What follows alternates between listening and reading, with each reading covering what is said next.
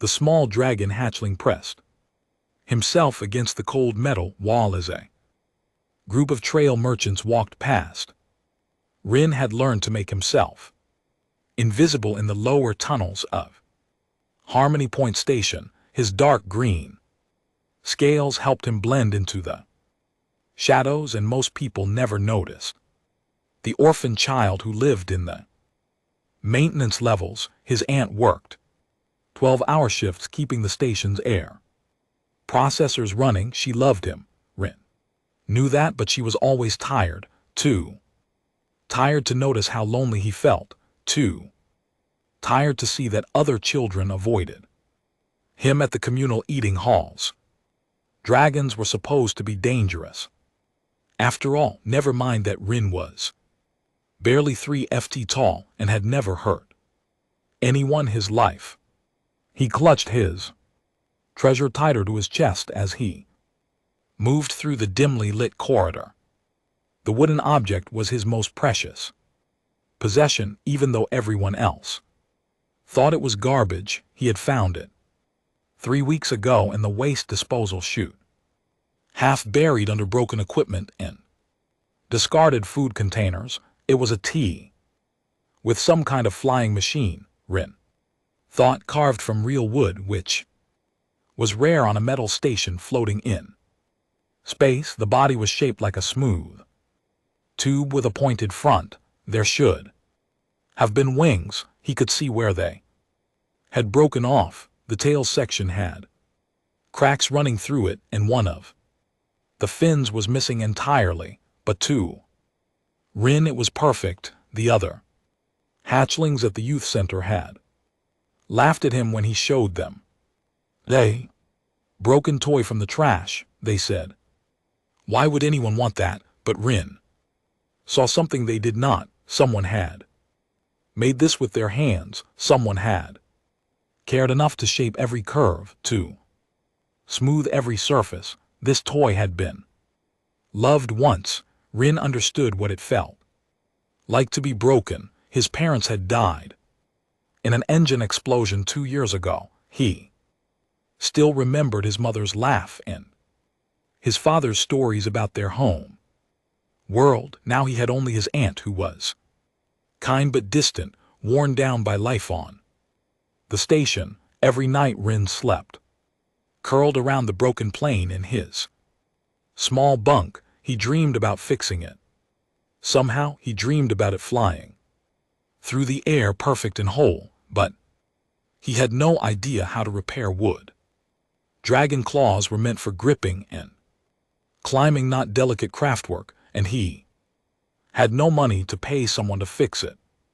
Today was different, though. Today Rin had decided to venture into the commercial district. His aunt had given him a few credits for his upcoming hatching day, and he wondered if someone might sell him some glue or paint. Maybe he could make his treasure look a little better, even if he could not truly repair it. The commercial levels were bright and loud. Hundreds of beings from dozens of species crowded the wide corridors, shopping and eating and conducting business. Rin felt small and scared among so many people. He kept his head down and his precious plane hidden under his worn jacket. Shop windows glowed with displays of food, tools, clothing, and technology. Rin walked past them all, searching for something he could afford. That was when he saw it, a small shop tucked between a Valkyrie restaurant and a clothing store. The sign read Owen's Repair and Toy Shop in several languages. Through the window, Rin could see shelves lined with toys, dolls, puzzles, mechanical animals, and games from 100 different worlds. But what caught his attention was the young human working at a clear's throat bench near the window. The human looked about 16 in Earth years, with brown hair and careful hands. He was repairing something, a small puzzle box, his face focused in concentration. Rin watched as the Human's fingers worked with tiny tools. He took apart the broken mechanism, cleaned each piece, and began putting it back together. There was something gentle in the way he handled the toy, as if it mattered to him that this thing be fixed properly.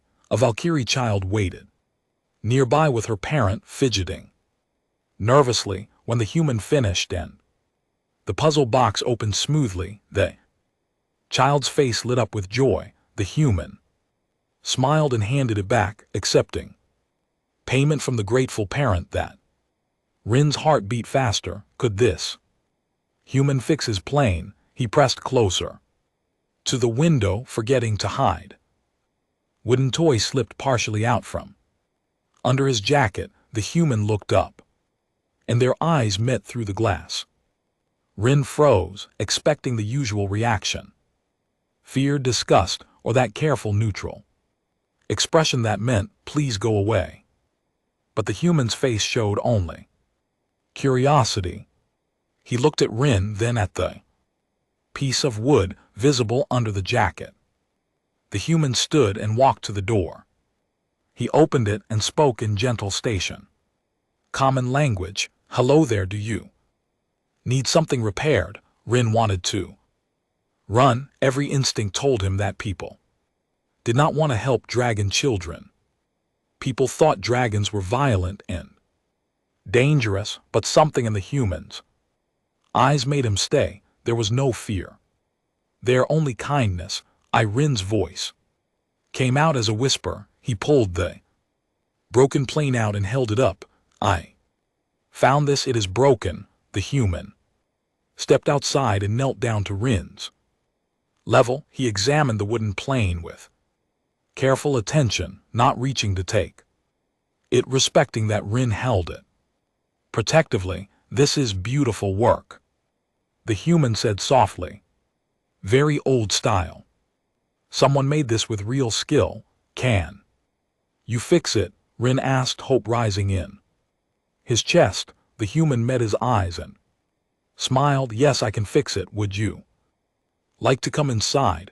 Rin had never been inside human shop before. The space was warm and smelled like wood and oil and something sweet he could not identify. Every surface held toys in various states of repair. Some were spread in pieces across workbenches, others sat on shelves waiting for their owners to return. The human closed the door gently behind him. My name is Owen, he said. What's yours? Rin. The hatchling's claws clicked nervously on the metal floor. He had not let go of his broken plane. Owen walked to his main workbench and cleared space. Would you like to sit here while I look at your plane?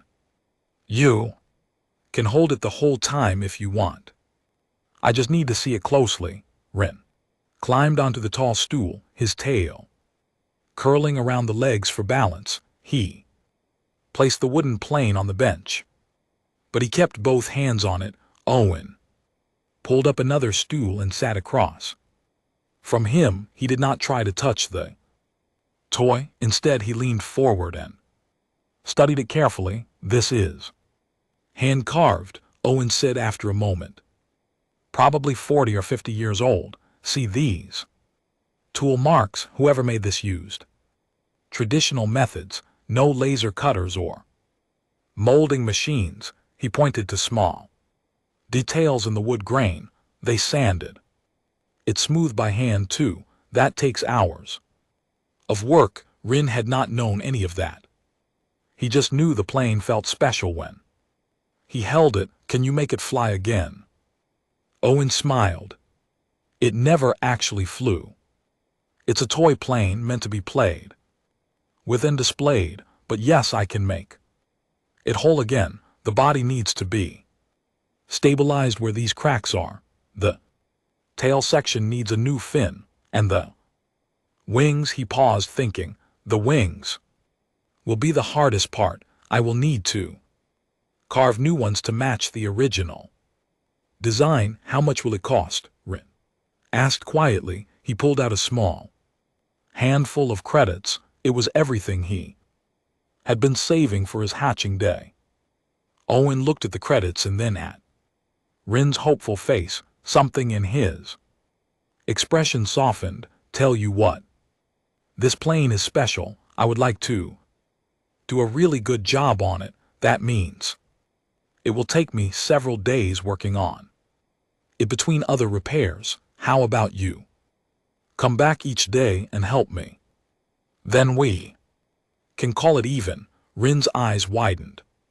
Help you, but I do not know how to fix things. Everyone starts somewhere, Owen said. Besides, you have good hand. Dragons are naturally precise with their claws. I bet you would be great at detail work once I show you the basics. No one had ever said Rin had good hands before. No one had ever asked for his help with anything important.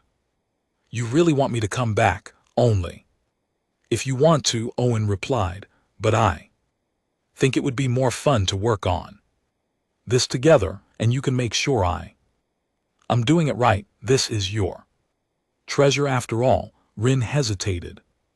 Part of him wanted to grab the plane and run, afraid this was some kind of trick.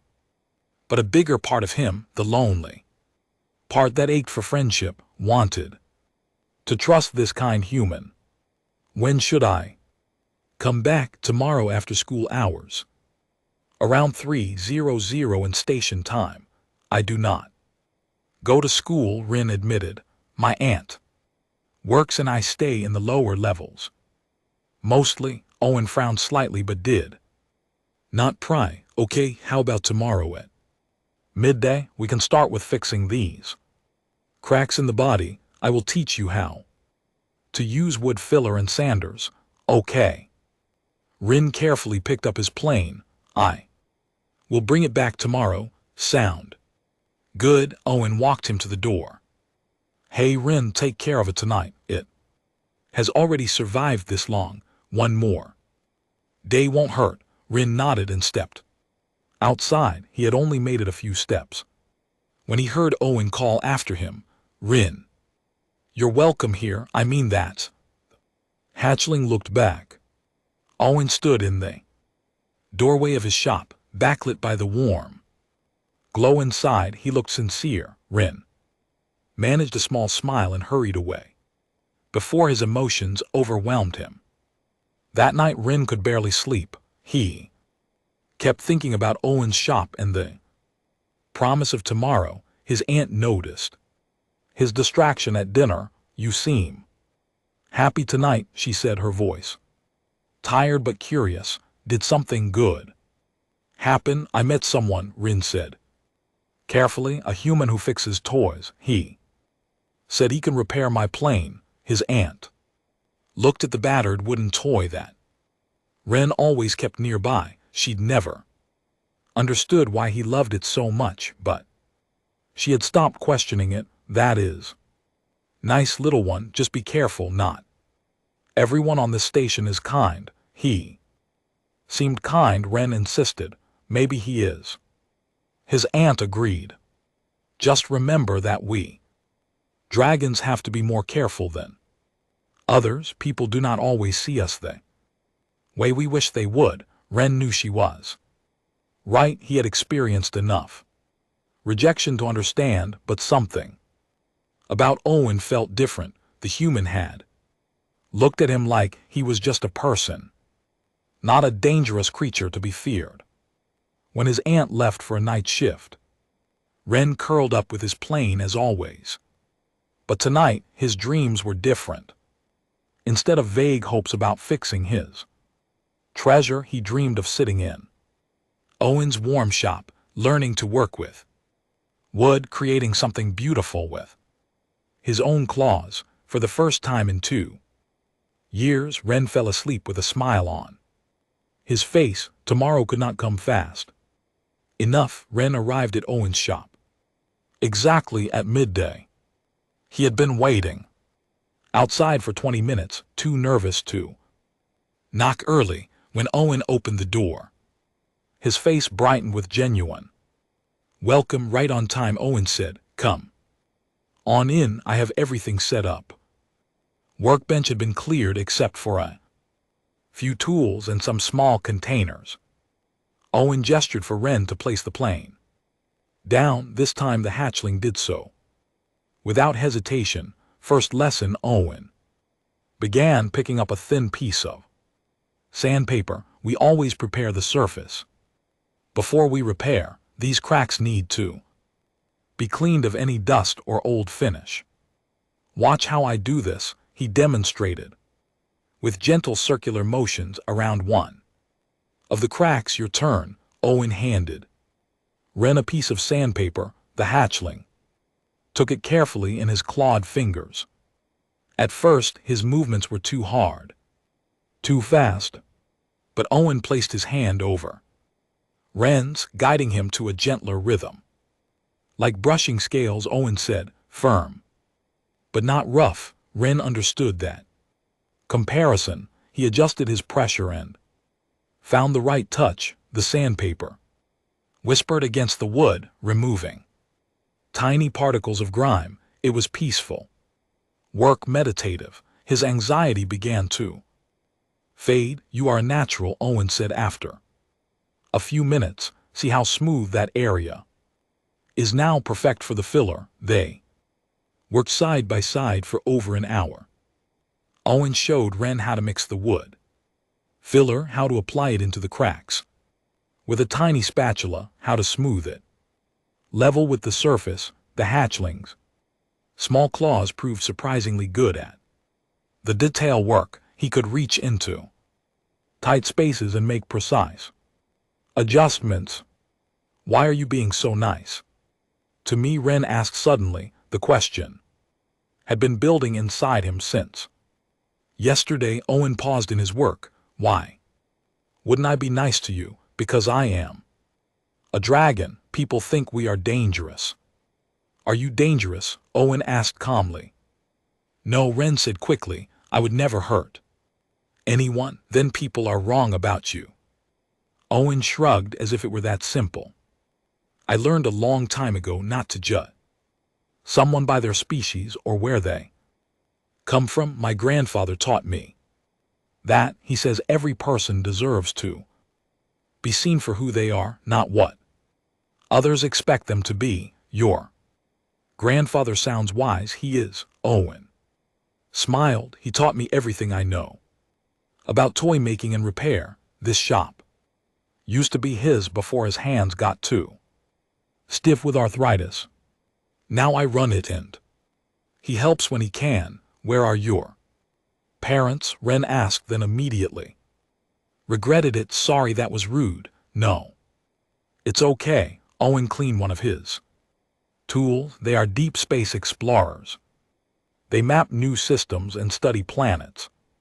They come home maybe once a year, if that. They love their work more than staying in one place. So my grandfather raised me. Do you miss them? Sometimes.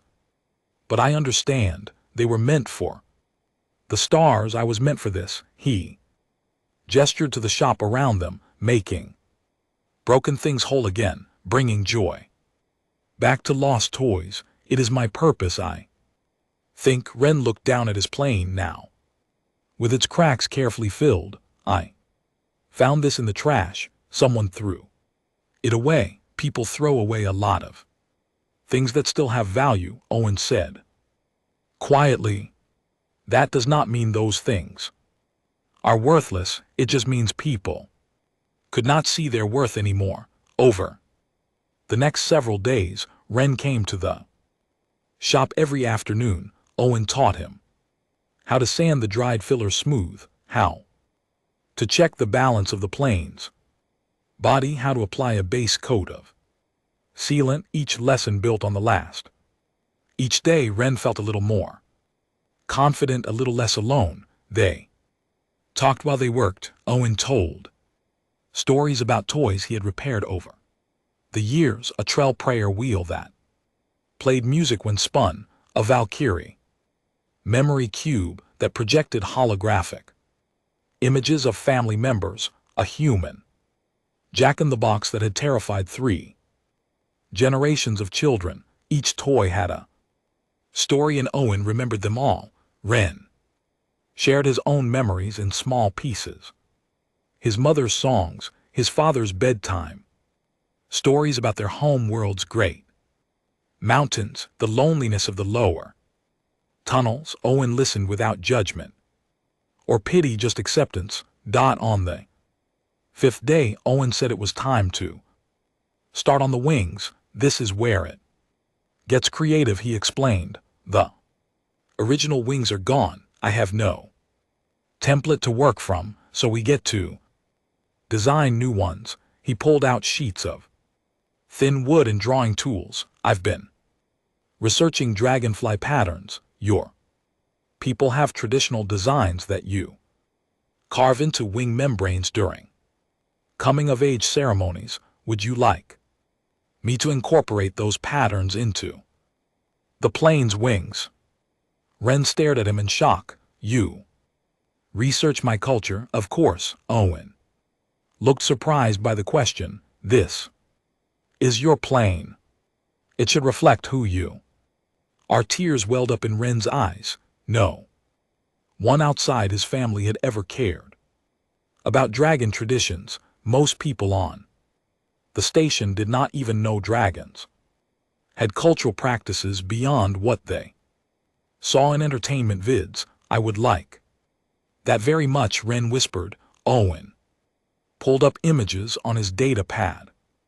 Traditional dragon wing patterns, flowing and geometric, representing wind and fire and strength. Together they chose a design that meant hope-taking flight. Perfect, Owen said. Tomorrow we start carving. This is going to be beautiful, Wren, just like you deserve. The hatchling could not speak. His heart was too full. For the first time since his parents died, someone saw him. Really saw him. Not as a dangerous creature or a pitiful orphan, but as a person worthy of care and effort and tradition. He had come to Owen's shop to fix a broken toy. He was beginning to realize that something inside himself was being repaired too. The wings took 3 days to complete.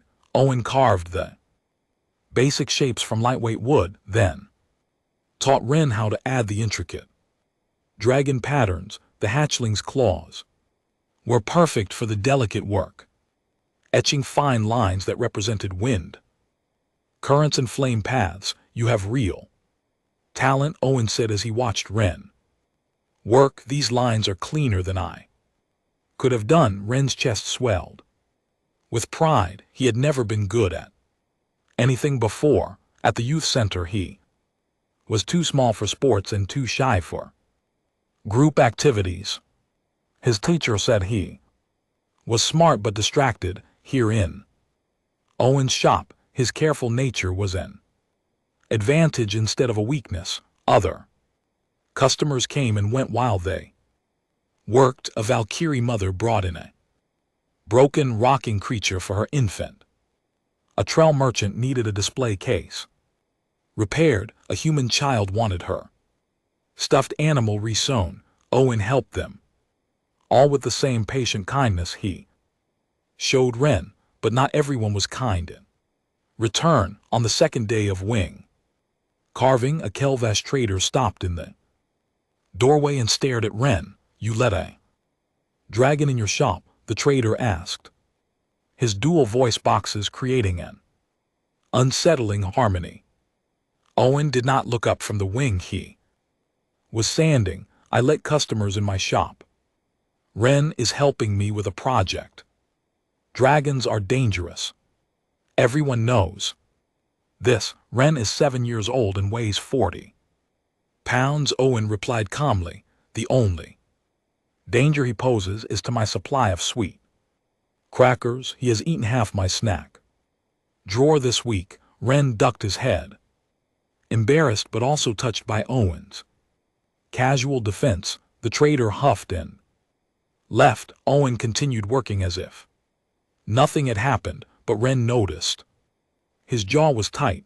I am sorry, Ren said. Quietly, I can leave if I'm causing problems. You're not causing problems. Ignorance is causing problems, Owen said. Down his sandpaper and looked at Ren. Directly, listen to me, you belong here. Just as much as anyone else, this shop is a place where broken things get fixed. That includes broken attitudes about who deserves kindness.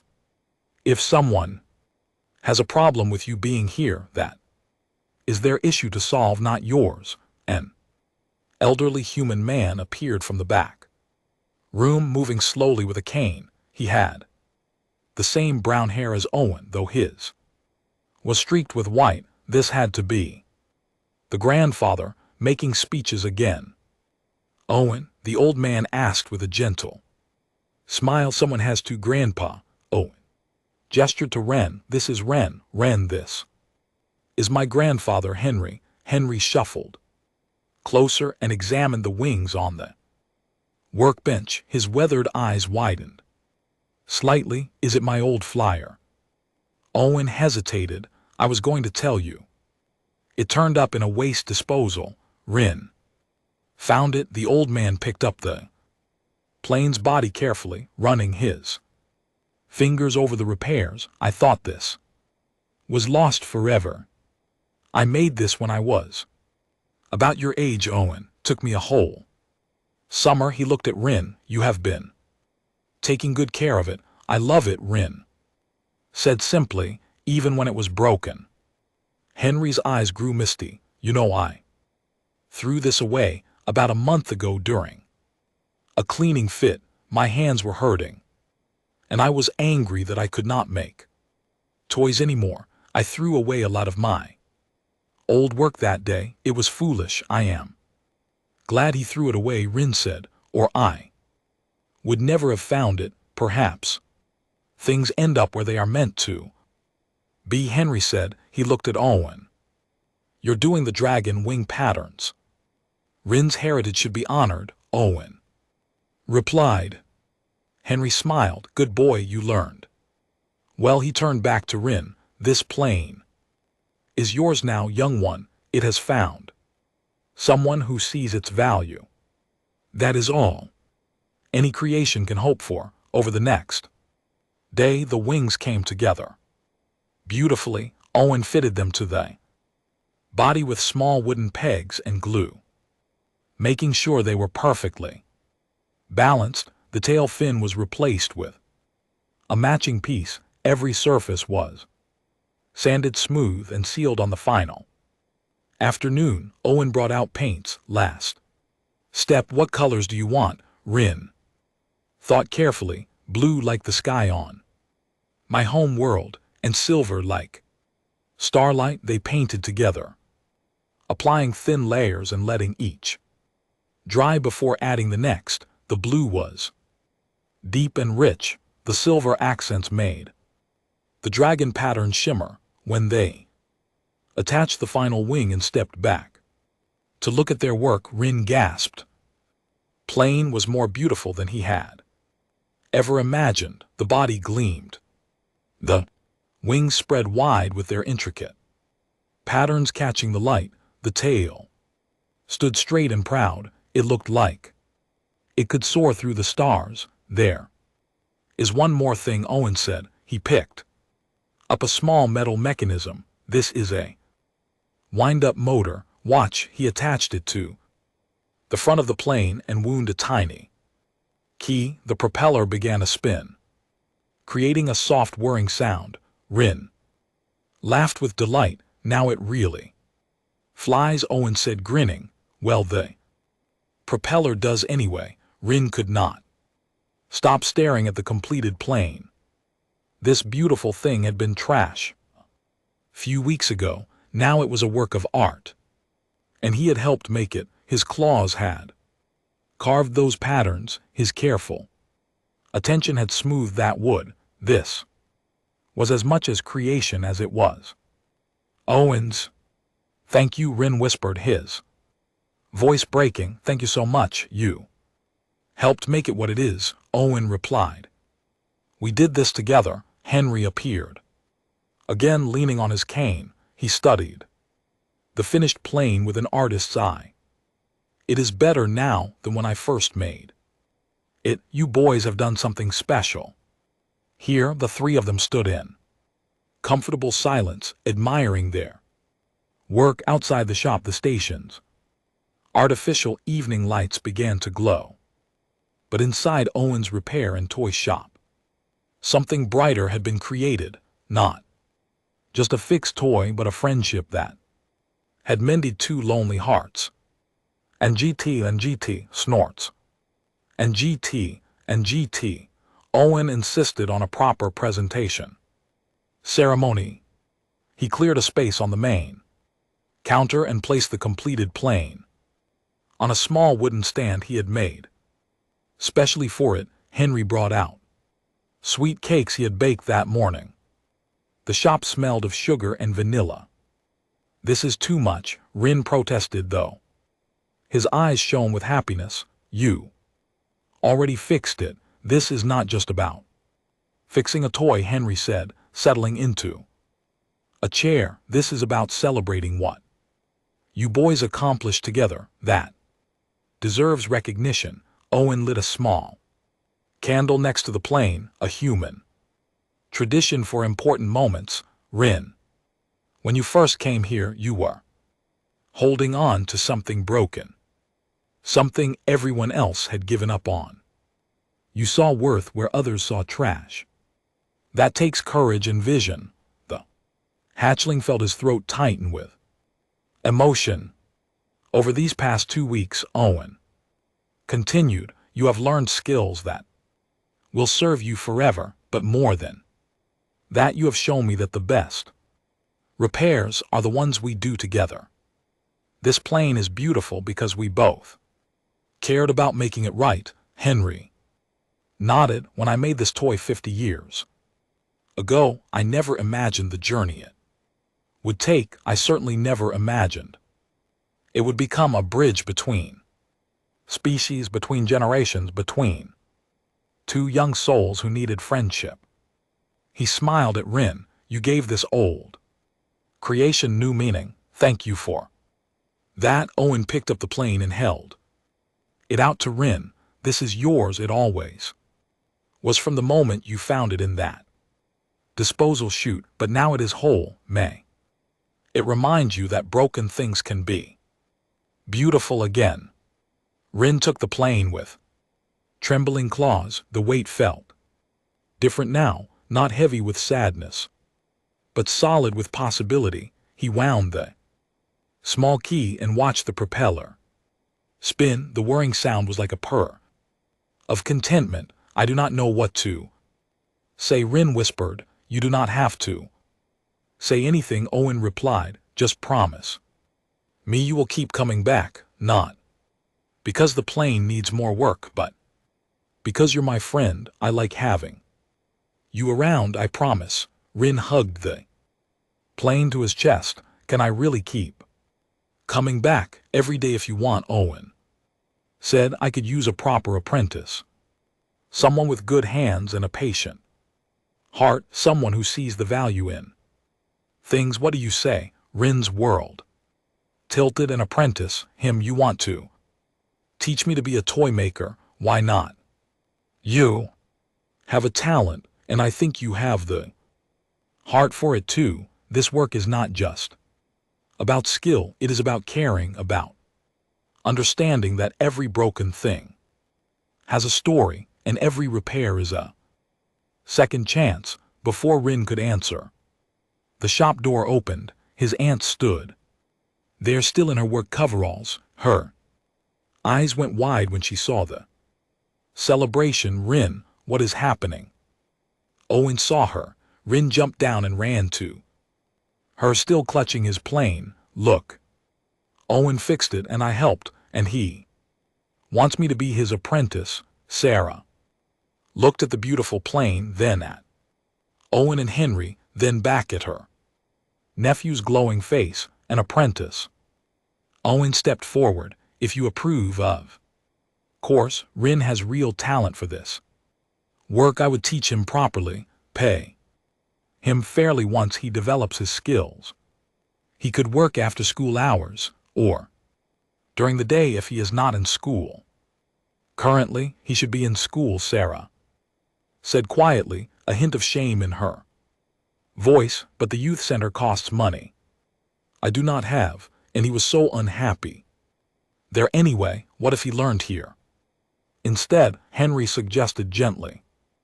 Apprenticeship is a valid form of education. He would learn mathematics through measurements, art through design, history through the toys we repair, and he would learn a trade that could support him his whole life.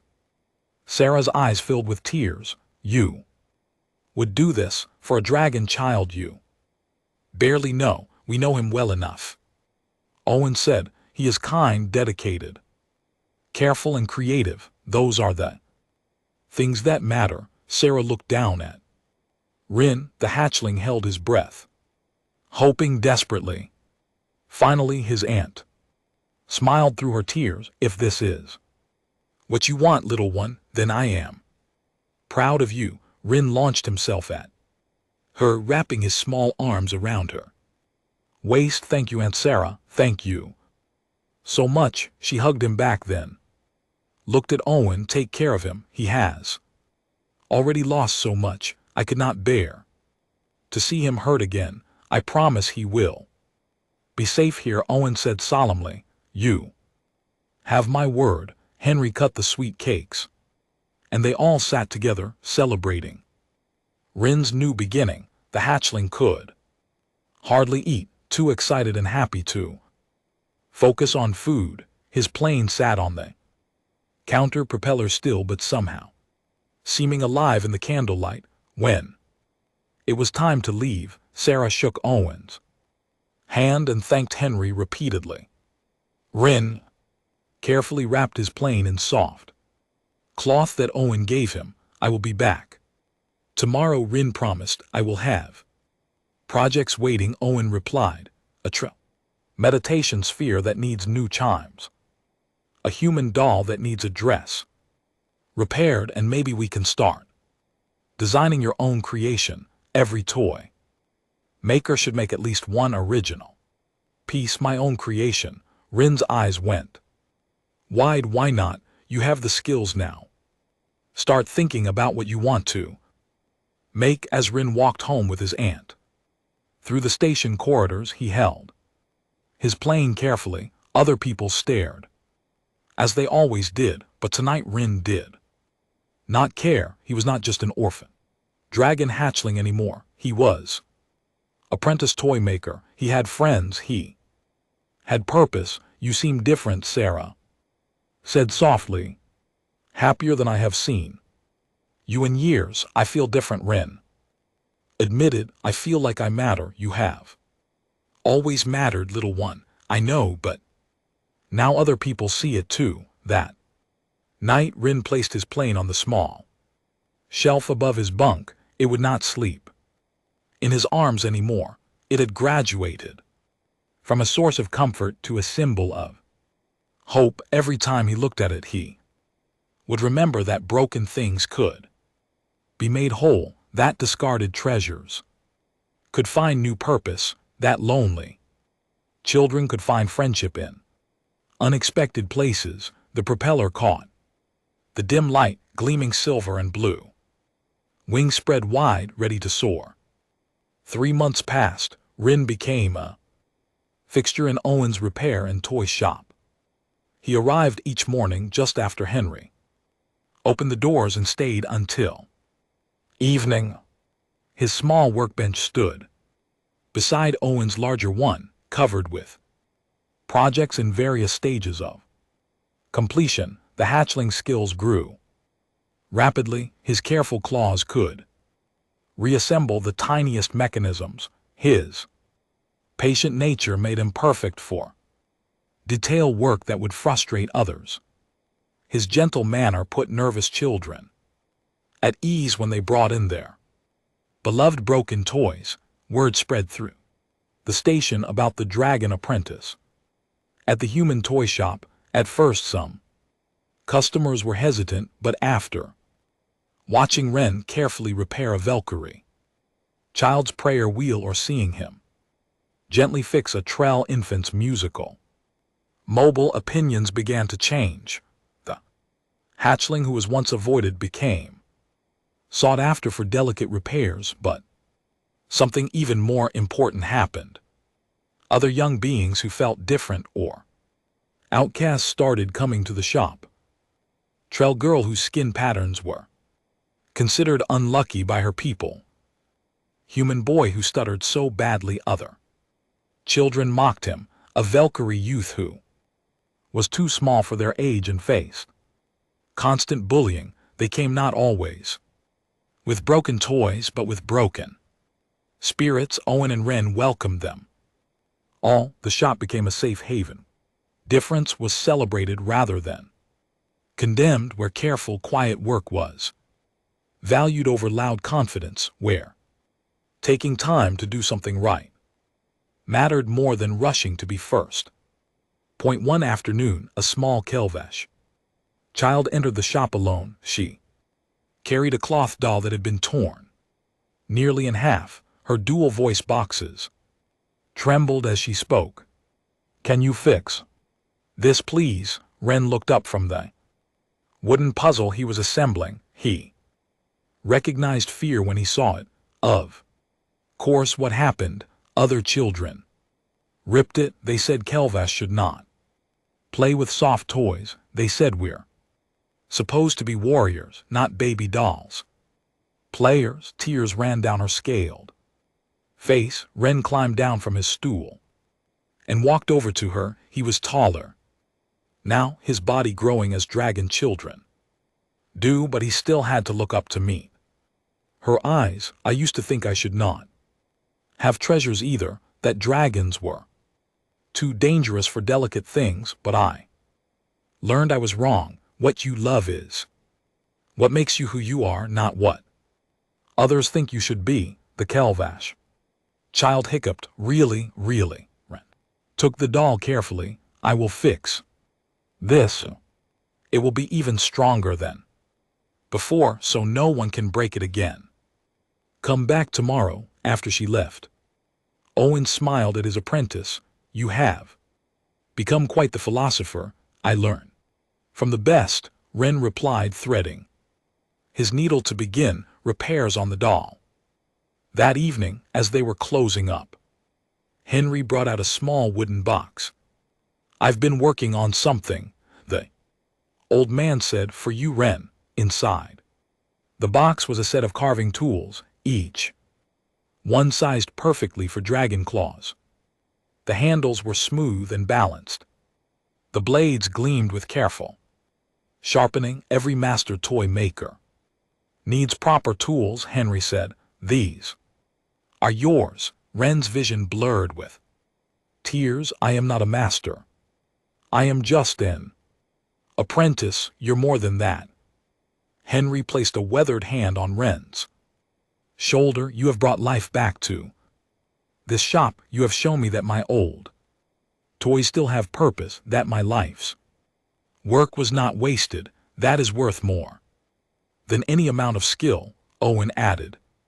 "You have also taught me something important. I thought I was helping you by fixing your plane, but really you helped me. You reminded me why I do this work, not just to repair objects, but to repair hearts." Ren looked at his plane, still displayed proudly on its shelf. The blue and silver paint caught the evening light. The dragon wing pattern seemed to shimmer. It had been the beginning of everything. "I want to make something," Ren said suddenly, "my own original piece. I've been thinking about it like you said." "What do you want to make?" Owen asked. "A dragon and a human carved from wood, standing together, holding a plane between them, to show that broken things bring us together, that fixing what is damaged creates bonds stronger than anything new." Owen's smile was brilliant. "That is perfect. Let's start tomorrow." Over the next weeks, Ren worked on his creation. He carved two small figures. With painstaking care, the dragon, Hatchling, and a human boy were both reaching for a tiny wooden plane. Suspended between them, neither was pulling it toward themselves. They were both holding it gently, sharing it. When it was finished, Henry suggested they display it in the shop window. Let everyone see what you have made. The carving became a landmark on Harmony Point Station. People would stop to look at it, to read the small plaque Wren had made. Broken things find their way to those who will love them, and in they fixing we become whole too. More outcasts found their way to the shop. More friendships formed. The human boy who stuttered learned to express himself through toy repair. The trail girl with unlucky patterns discovered she had a gift for color and design. The small Valkyrie youth became an expert in mechanical toys, but Owen's repair and toy shop became more than a business. It became a community, a place where being different was not a curse but a gift, where careful hearts were valued over quick hands, where a thrown-away dragon, Hatchling, and a kind human toy maker had started something beautiful. Years later, when Wren was grown and running his own shop on another station, he would still keep that blue and silver plane in a place of honor. Visitors would ask about it, and he would tell them the story about finding treasure in trash, about a human who saw worth in a lonely child, about how the smallest act of kindness could change everything. But the real story was not about the plane at all. It was about two hearts that had been broken in different ways, finding healing and shared purpose. It was about friendship transcending species and circumstance. It was about the universal truth that everyone, no matter how small or different or discarded, deserves to be made whole again. And sometimes all it takes is someone willing to see the beauty in broken things.